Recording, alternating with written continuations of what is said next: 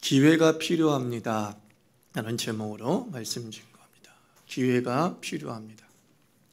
2002년 월드컵을 경험한 세대는 히딩크라는 이름을 잊지 못합니다. 16강이 목표인 나라를 이제 4강까지 이르게 한 신화적 인물이죠. 히딩크 감독은 짧은 기간 많은 교훈과 통찰을 남겼습니다. 제가 기억하고 있는 명장면 중에 하나는 16강 경기였습니다. 16강 이탈리아전이었죠. 안정환이 소중한 페널티킥을 실축합니다. 그리고 연이어 실점을 합니다. 후반 말미까지 이제 패색이 짙어졌습니다. 보통은 체력이 약하다고 본 안정환을 교체하는 것이 당연했지만 이번 게임만큼은 히딩크 감독이 연장까지 안정환을 뛰게 합니다. 그리고 안정환이 마침내 골든골을 터뜨리죠. 나중에 히딩크가 이렇게 인터뷰했다고 합니다. 왜 안정환을 끝까지 썼습니까? 라고 했을 때에 히딩크가 이렇게 인터뷰했습니다. 이태리 골문에 넣을 수 있는 선수를 제가 왜 교체해야 됩니까? 한마디로 안정환을 믿고 기회를 준 것입니다. 기회만 주어진다면 잘할 수 있겠구나라는 생각을 한번 해보았습니다. 누구에게나 기도 주면서 한 번 더 기회를 준다면 그 실수를 만회할 수 있는 능력이 저는 다 잠재되어 있다고 봅니다. 우리 인생에 몇 번의 기회가 있을까요? 어떤 사람들은 인생은 3번의 기회가 있다고들 합니다. 동서고금을 막론해서 3번이라는 숫자가 중요한 모양이에요. 다들 인생에게는 크게 3번의 기회가 주어졌다. 이 3번의 기회라는 말은 딱 3번만 실수해야 된다는 뜻입니다. 실수를 밥 먹듯이 하는 우리에게 사실 3번의 기회는 너무 적습니다. 사실 3번의 기회가 있다는 말은 아무런 기회가 없다라는 말과 마찬가지입니다. 죄에 사로잡힌 세상은 우리에게 기회를 주지 않습니다. 나는 한 번 싫으면 죽어도 싫어 라고 하는 사람이 지도력을 장악하고 있는 세상에서 3번의 기회조차 우리에게는 꿈일 뿐입니다. 기회가 야박한 세상은 다 죄 때문입니다. 죄에 사로잡힌 세상은 사실 단 한 번의 기회조차 없습니다. 하나님이 세상을 창조하셨습니다. 보시기에 심히 아름다운 세상을 창조하신 후에 그 세상에 사람을 두셨습니다. 사람에게 사명을 주셨습니다. 너희는 생육하고 번성하고 땅을 정복하고 다스리라 라고 하셨습니다. 이 사명은 곧 생의 축복이기도 합니다. 사명은 하나님이 사람에게 기대하심이 크다는 표현입니다. 하지만 사람은 하나님의 말씀에 불순종합니다. 하나님과 같이 되려는 교만에 충동되는 죄에 사로잡히게 됩니다. 죄의 결과는 성경은 말씀합니다. 죽음입니다. 죽음이라는 게 무엇입니까? 끝입니다. 죽음은 끝입니다. 죽음은 모든 기회의 무덤이라고 하지 않습니까? 죽음 뒤에는 어떠한 기회도 주어지지 않습니다. 생육하고 번성하고 다스리는 복된 사명을 받은 사람은 이제 죄로 인해서 죽어야 됩니다. 모든 기회와 모든 기회로부터 단절을 맛보는 것이 당연합니다. 그게 죽음의 의미입니다. 죄로 인해서 죽는다는 말은 더 이상 너희에게 기회는 없어. 더 이상 너희에게 사명을 감당할 기회는 없어. 더 이상 너희에게 생의 축복을 누릴 기회는 없어. 그게 죄의 결과입니다. 그러나 하나님은 사랑입니다. 그 사랑은 끝까지 사랑하시는 것입니다. 요한복음에서 예수님께서 제자를 사랑하시되 끝까지 사랑하셨다라고 말씀합니다. 많은 허물과 실수와 배신이 있어도 주의 사랑은 끝없이 흘러 적십니다. 아가서에서 사랑은 죽음보다 강하다라고 했습니다. 죽음은 끝이야. 더 이상 기회가 없어 라고 윽박지릅니다. 그러나 죽음보다 강한 사랑은 이제 시작이야. 기회를 줄게 라고 다독입니다. 다독임이 윽박보다 강합니다. 죽음이 사랑을 이길 수 없다. 이게 성경의 말씀입니다. 성부 하나님께서는 성자 예수 그리스도를 세상에 보내시어서 죄의 형벌을 짊어지게 하십니다. 우리의 죄를 대신해서 십자가에서 죽으시고 3일 만에 부활하셨습니다. 그리고 말씀합니다. 내가 너희를 용서했다. 주 예수를 나의 주 나의 하나님으로 믿는 자는 용서받는다라고 말씀합니다. 주를 믿는 자는 주의 자녀가 될 것이다. 이것이 복음입니다. 이 복음에 담긴 세 가지 개념을 기억하십시오. 이 복음에는 첫째, 예수께서 죄를 대신해서 죽으셨다라는 것입니다. 예수께서 죽으셨다. 죽음이 뭐라 그랬죠? 끝장이다라고 말씀을 드렸어요. 그 끝장을 하나님이 겪으셨습니다. 우리는 그 끝장을 겪지 않았다는 게 중요합니다. 마지막을 우리는 겪지 않았다는 게 중요합니다. 그 끝장을 더 이상 기회가 없어 라고 하는 그 죽음의 끝장을 예수께서 겪으셨습니다. 복음에 담긴 둘째 개념은 그 예수께서 부활하셨습니다. 부활은 죽음을 이겼다. 이것이 부활입니다. 부활은 끝이라는 죽음의 힘을 이긴 사랑의 절정이죠. 죽음이 사랑의 생명을 이길 수 없다는 그 시각적 증거가 부활입니다. 부활이 뭐라고요? 죽음이 사랑을 이길 수 없다라는 거예요. 끝장이 하나님의 생명력을 이길 수 없다라는 시각적 증거가 부활입니다. 복음에 담긴 셋째 개념은 무엇입니까? 용서하시고 자녀 삼았다는 겁니다. 용서란 죄와 허물을 없던 걸로 하는 것이죠. 죄와 허물이 없다는 게 아니라 죄와 허물이 있다. 그런데 내가 그 죄와 허물이 없던 걸로 해줄게. 그것이 용서입니다. 생명의 기회, 사명의 기회를 회복시키셨습니다. 그래서 용서의 다른 말은 기회입니다. 뭐라고요? 기회. 용서한다는 말은 기회를 준다라는 말과 똑같습니다. 복음은 이제 끝이야. 기회는 더 이상 없어라는 이 세상에 대한 하나님의 전쟁 선포입니다. 무슨 소리야? 이제 시작이야. 기회는 무한히 주어질 것이야. 이것이 복음입니다. 복음을 믿는 그리스도인에게 끝장이란 없습니다. 예수 그리스도를 믿는 그리스도인에게 더 이상의 끝장은 존재하지 않습니다. 복음은 우리에게 이렇게 말하는 겁니다. 너에게 무한한 기회를 줄게. 생육하고 번성하고 땅에 충만하고 다스리는 이 사명에 너희가 실패했지. 또 줄게. 그 사명 또 감당해. 이것이 복음입니다. 용서는 기회라는 의미를 잘 표현한 비유가 탕자의 비유입니다. 사실 탕자의 비유가 제목이 아니어야 됩니다. 거기에 주인공은 아버지거든요. 용서하시는 아버지의 비유입니다. 작은 아들은 상속 기회 선지부를 요구합니다. 그래서 그 선지부된 그 상속 기회를 방탕하게 삽니다. 그리고 방탕하게 살다 돌아온 아들이 그냥 자기를 아버지 집의 품꾼으로 사용해 달라고 부탁합니다. 그저 먹고 살게만 해달라는 말입니다. 그러나 아버지는 회개하는 아들을 용서하고 작은 아들에게 제일 좋은 옷을 입히고 그리고 신을 신기고 가락지를 끼워주고 잔치를 열었습니다. 이는 당시 사회에서 상속자라는 공포입니다. 방탕하게 살다 돌아온 내 아들, 상속 기회를 선집을 받고 다 탕진한 그 아들을 만천하에 다시 한번 이야기하는 겁니다. 내 아들은 나의 상속자야. 아들로서의 기회를 주는 거죠. 상속자로서의 기회를 다시 한번 주는 겁니다. 아버지는 이야기하는 겁니다. 작은 아들아, 다시 한번 시작해. 다시 한번 해. 너는 여전히 내 아들이야. 이것이 바로 복음적 용서입니다. 우리에게 자격을 다시 주는 거예요. 자격이 없는데, 자격을 잃어버렸는데, 자격을 소진했는데 하나님 아버지는 용서하십니다. 다시 자격을 줍니다. 너는 여전히 상속자야. 상속자답게 다시 한번 살아봐. 그것이 복음입니다. 크리스천의 특권은 바로 이 기회에 무한함을 누리는 것입니다. 세상을 만드시고 다스리시는 하나님이 우리에게 기회를 주십니다.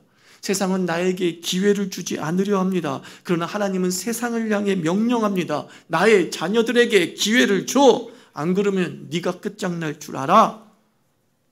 그러므로 기회를 부탁하기 전에 하나님에게 기도하십시오. 하나님, 나에게 기회를 주십시오. 그러면 하나님은 그 기도를 듣고 세상에 명령하실 것입니다. 기도하는 내 아들에게 기회를 주라.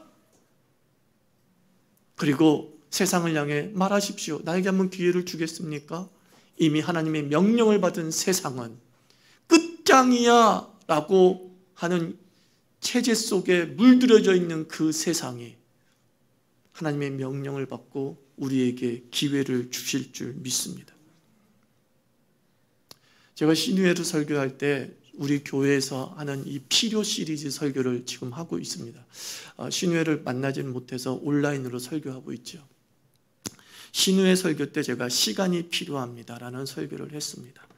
그 설교 말씀을 듣고 강하게 감동을 받은 한 직장인이 지금 저에게 프로젝트가 주어졌고 이 프로젝트가 3일 걸려야 되는 프로젝트인데 토요일하고 주일이 끼어 있어서 사실은 하루밖에 없습니다.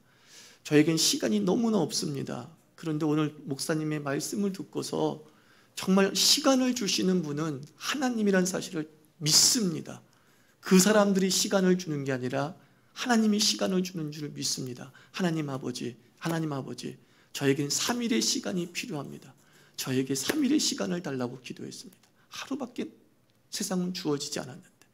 그런데 그쪽에서 프로젝트를 보면서 3일을 유보해 주었습니다. 이거 제가 월요일 날 아니라 수요일 날 이 부분에 대해서 결정을 내리겠다고.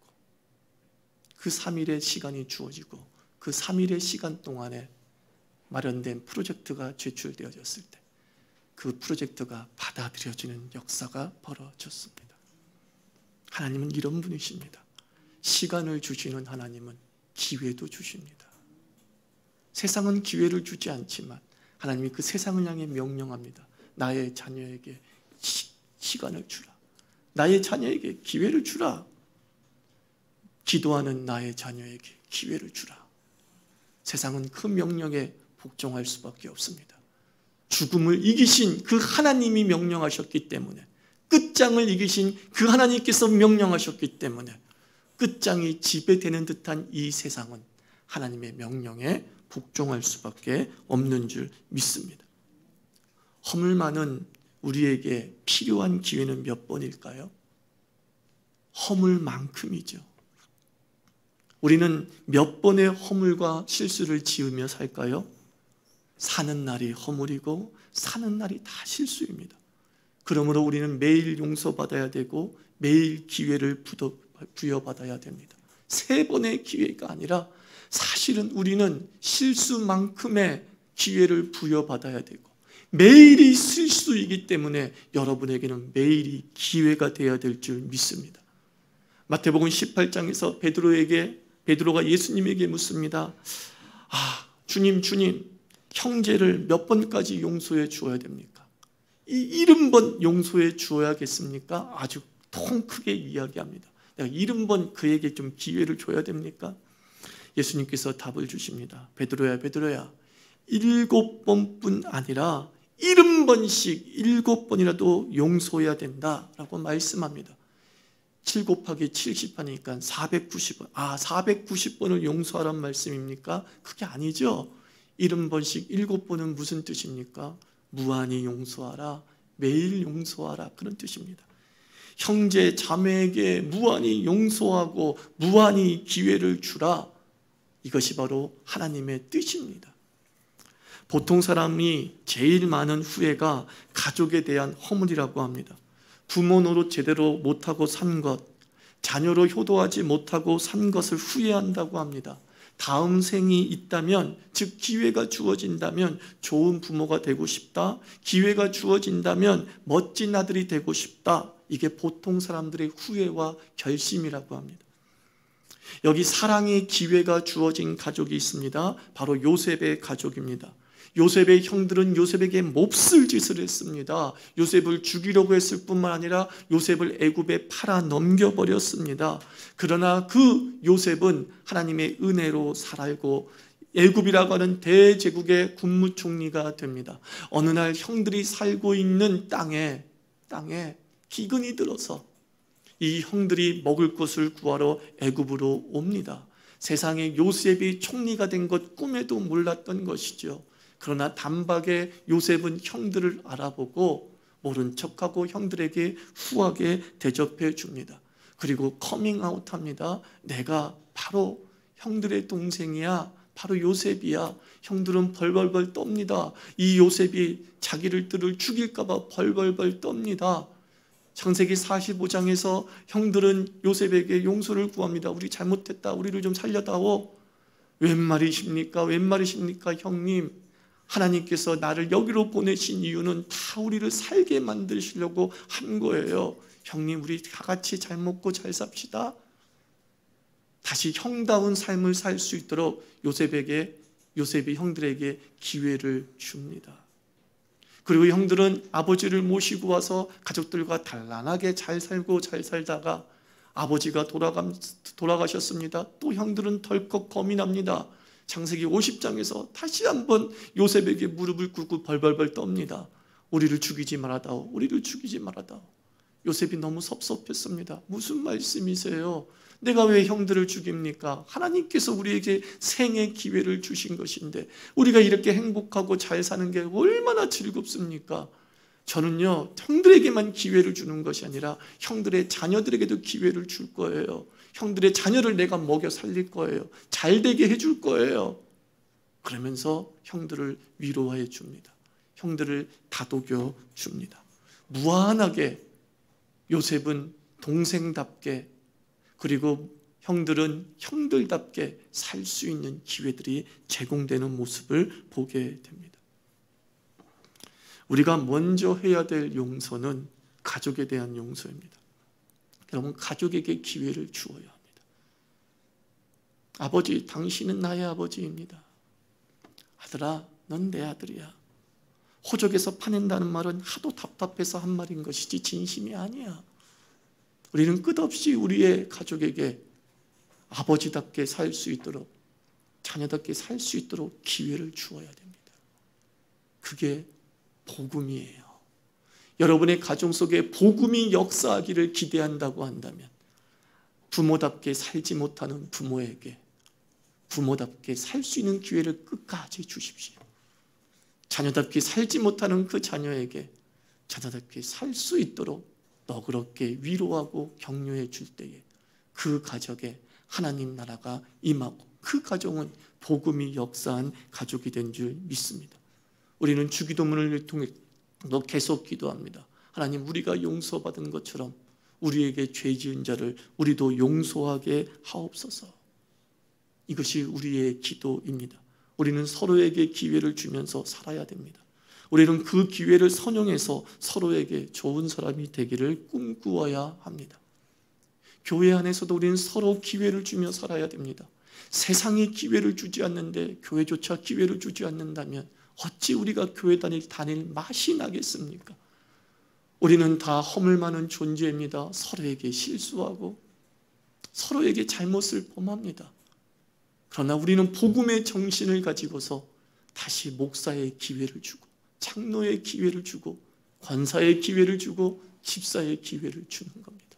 여전히 목사 하세요. 여전히 장로님 하세요. 여전히 권사님 하세요. 당신은 나의 목사예요. 당신은 나의 장로님이에요.